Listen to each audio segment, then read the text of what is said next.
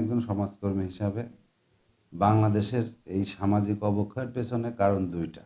প্রথম কারণ রাজনৈতিক সমন্বয়হীনতা, সম্প্রীতি, রাজনৈতিক সমন্বয়হীনতা এবং সম্প্রীতি আমাদের মাঝে নেই। এর কারণ যদি বলি আমি, সেটা প্রথম কারণ হচ্ছে আপনার নিজের দলের মধ্যে গ্রুপিং। আগে কিন্তু এই জিনিসগুলো ছিল না। একজন একটা গ্রুপে আছে আর একজন আর একটা গ্রুপে আছে, একই গ্রুপ করে, অথচ দুইজন এক জায়গায় একই দল করে, আলাদা আলাদা গ্রুপের কারণে এক জায়গায় বসতে পারে না। এটা তো আছেই একরকম।